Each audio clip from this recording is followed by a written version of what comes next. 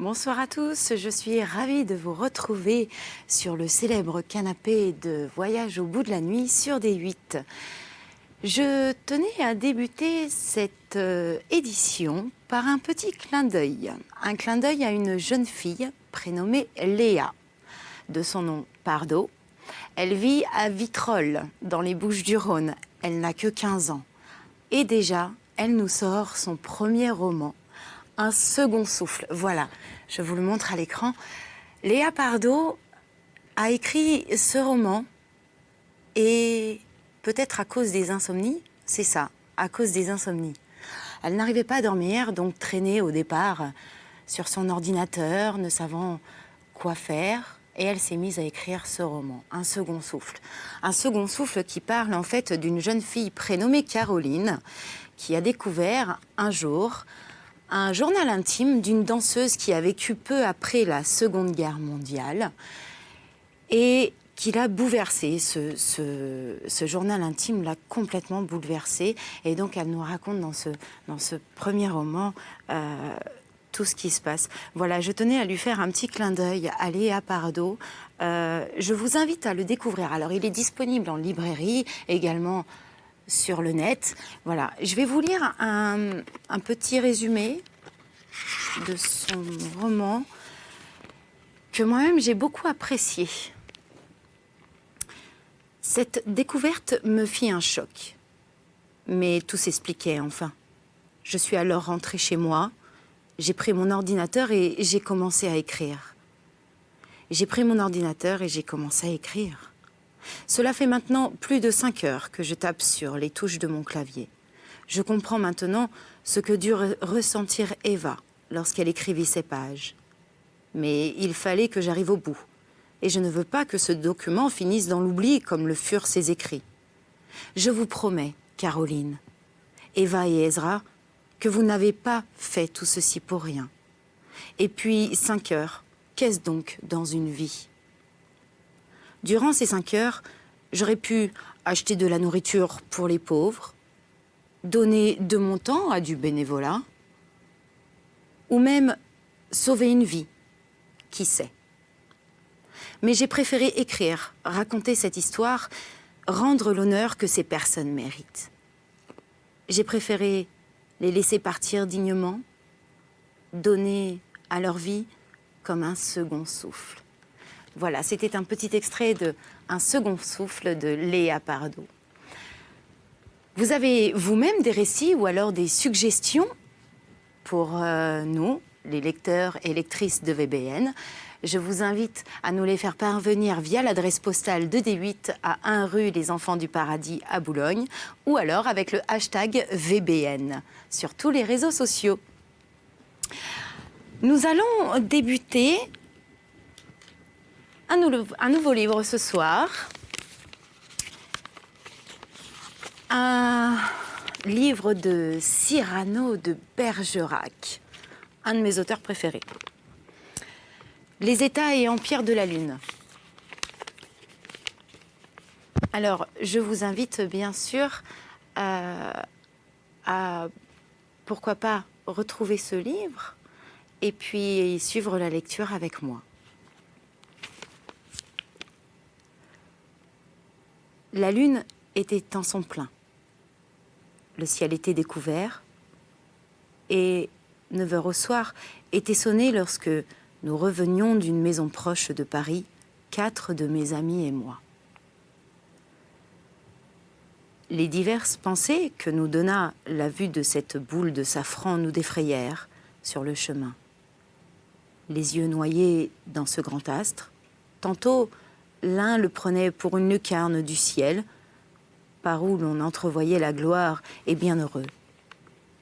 Tantôt, l'autre protestait que c'était la platine où Diane dresse les rabats d'Apollon.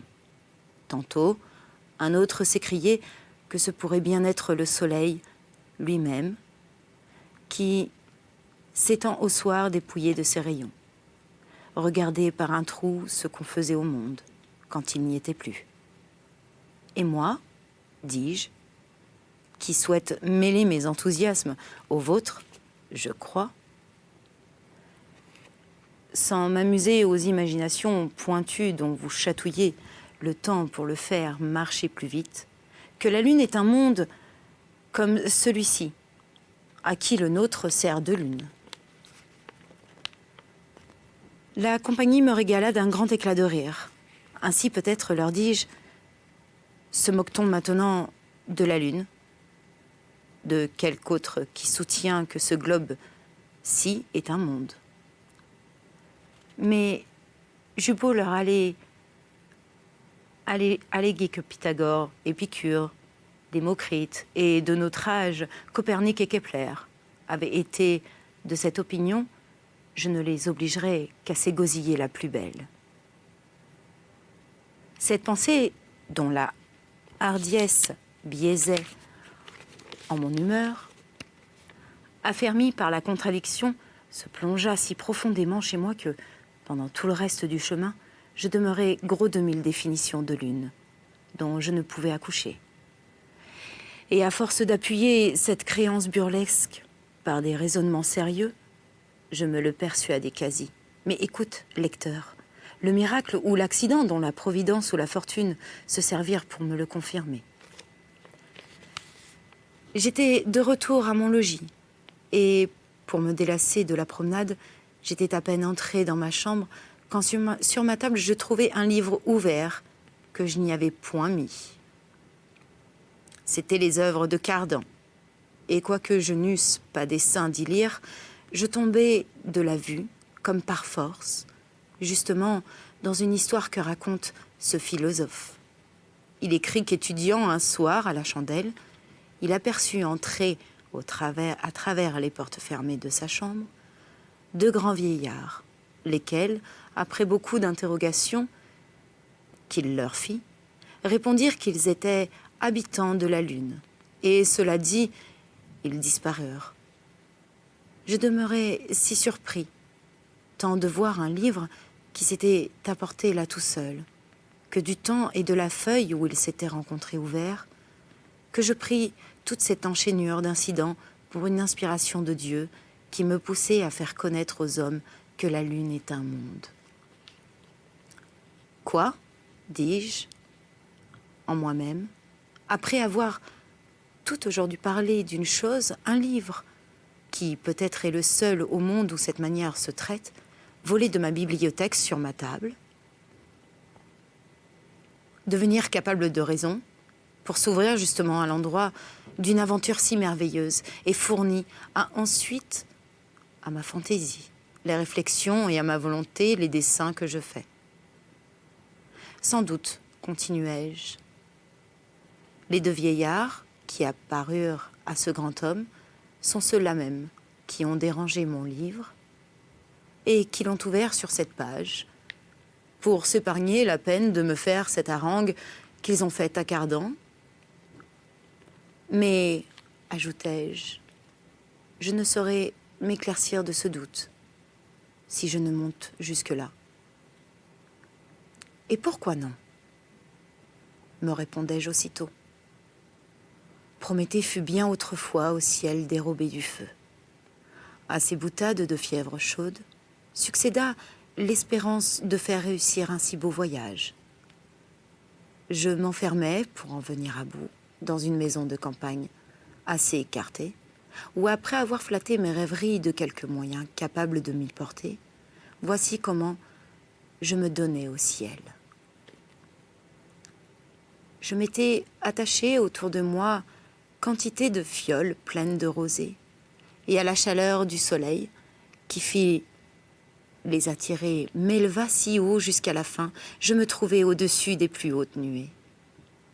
Mais comme cette attraction me faisait montrer avec trop de rapidité, et qu'au lieu de m'approcher de la Lune, comme je prétendais, elle me paraissait plus éloignée qu'à mon appartement. Je cessai plusieurs de mes fioles, jusqu'à ce que je sentis que ma pesanteur surmontait l'attraction et que je descendais vers la terre.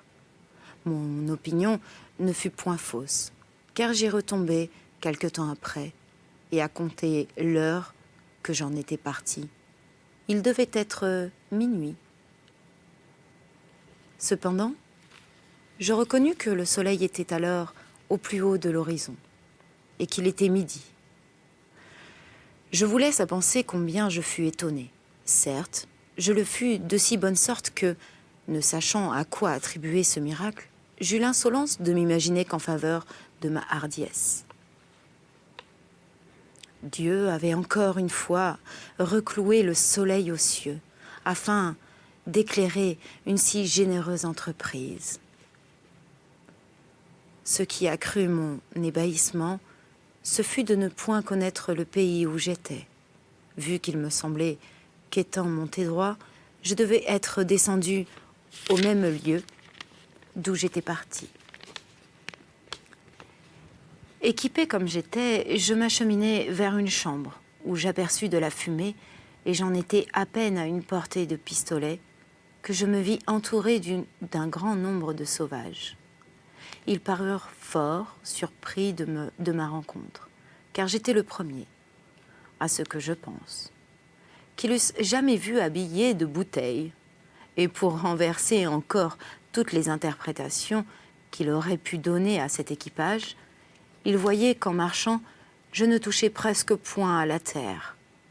Aussi ne savaient-ils pas qu'au premier branle que je donnais à mon corps, l'ardeur des rayons de midi me soulevait avec ma rosée.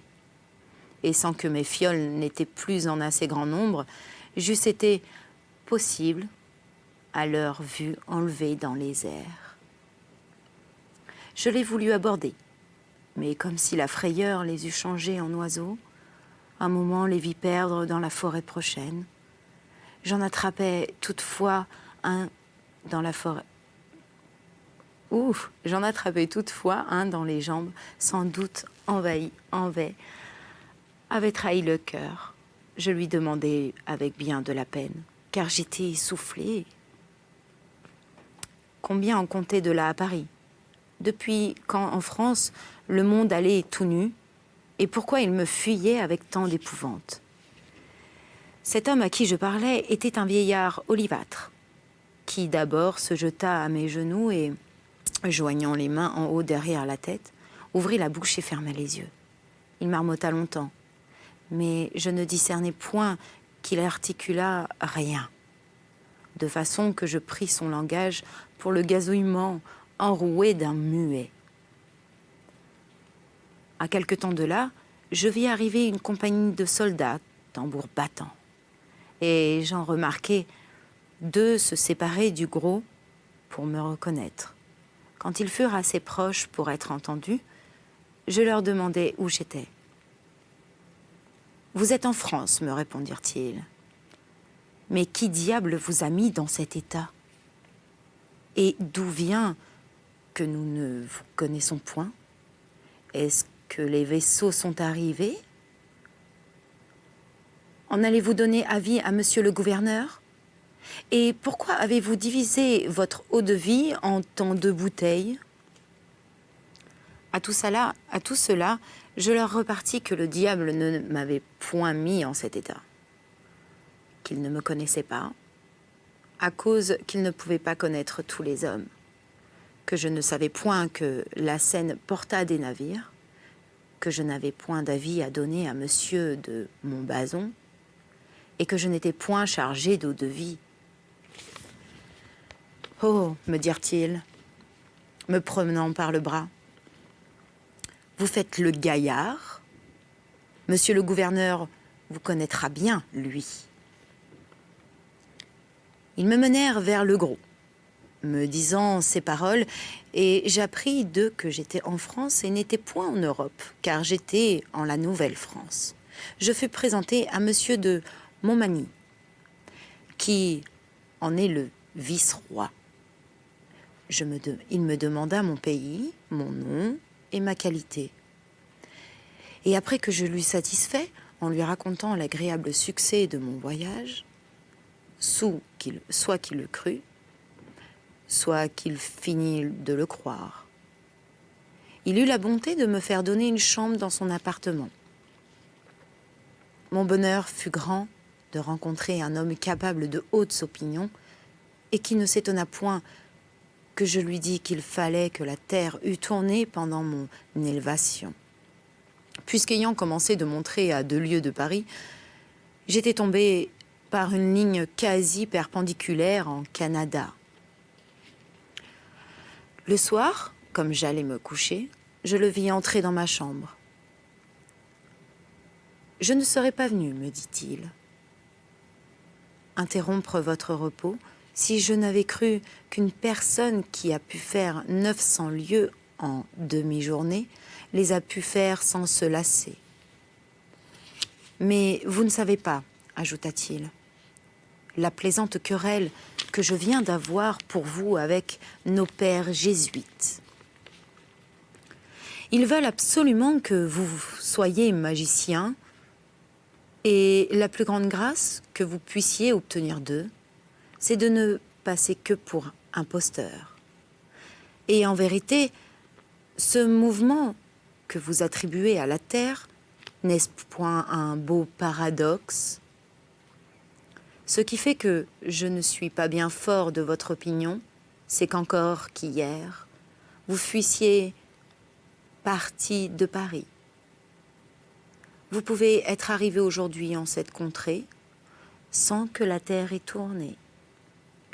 Car le soleil, vous ayant enlevé par le moyen de vos bouteilles, ne doit-il pas vous avoir amené ici, puisque, selon Ptolémée, Tycho Brahe et les philosophes modernes, il chemine du biais que vous faites marcher la terre.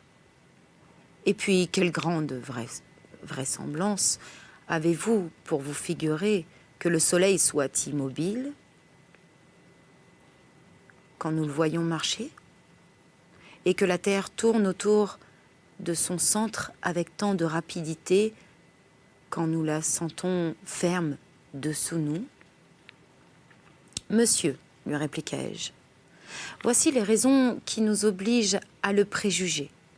Premièrement, il est du sens commun de croire que le soleil a pris place au centre de l'univers, puisque tous les corps qui sont dans la nature ont besoin de ce feu radical qui habite au cœur du royaume pour être en état de satisfaire promptement à leurs nécessités, et que la cause des générations soit placée également entre les corps où elle agit, de même que la sage nature a placé les parties génitales dans l'homme, les pépins dans le centre des pommes, les noyaux au milieu de leurs fruits, et de même que l'oignon conserve à l'abri de 100 écorces qui l'environnent le précieux germe où 10 millions d'autres ont puisé leur essence.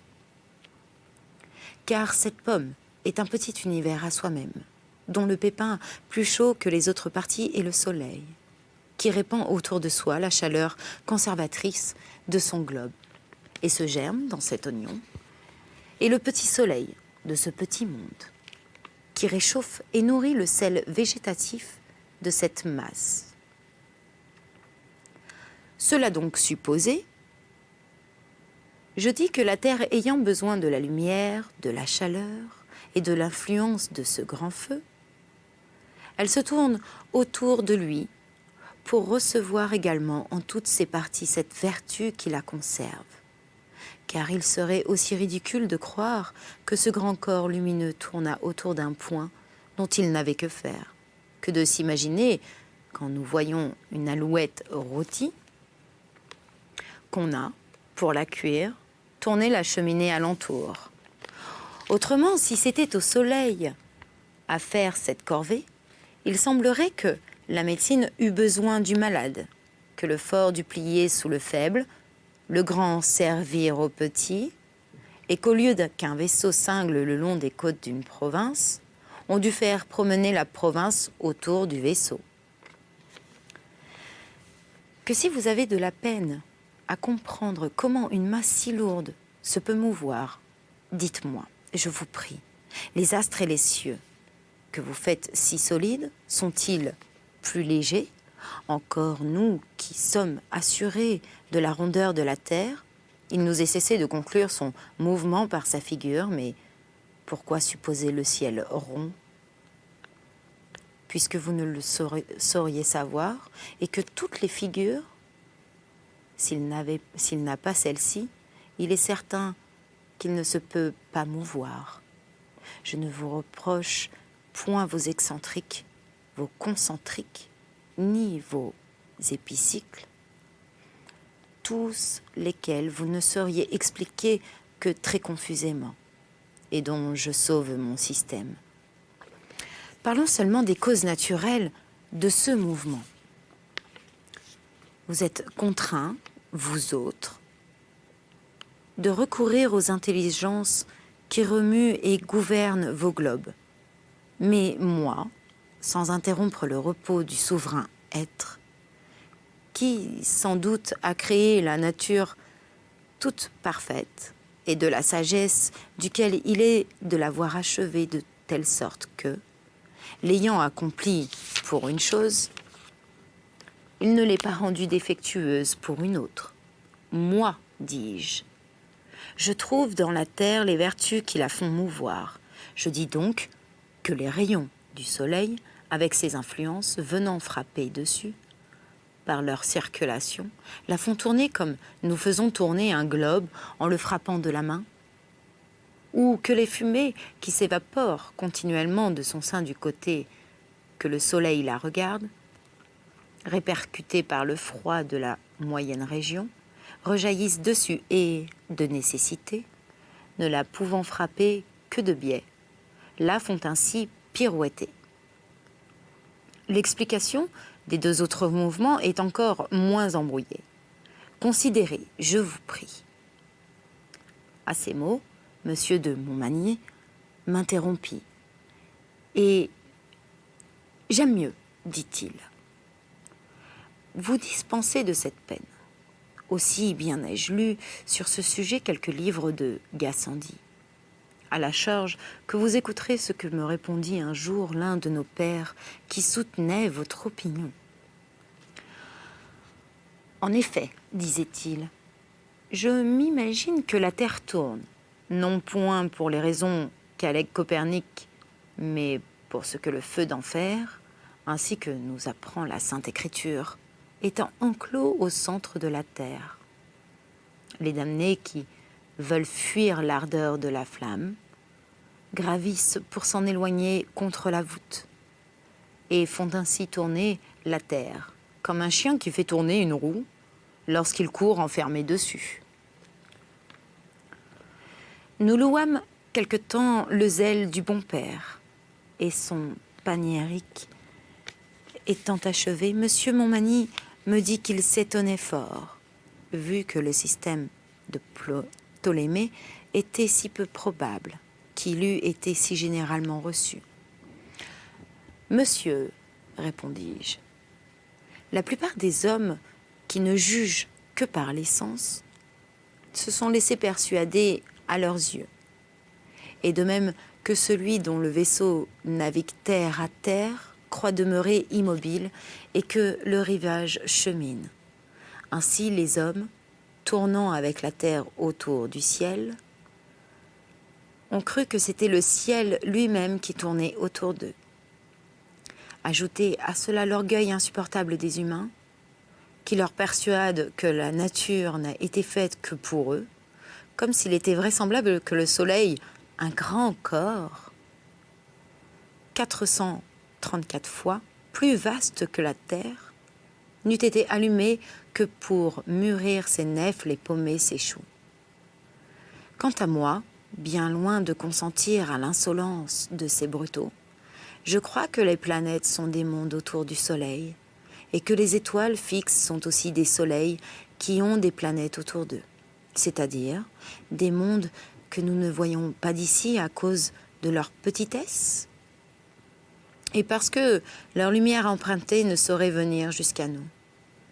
Car comment en bonne foi s'imaginer que ces globes si spacieux ne soient que de grandes campagnes désertes, et que le nôtre, à cause que nous y rampons, devant une douzaine de glorieux coquins aient été bâtis pour commander à tous. Quoi?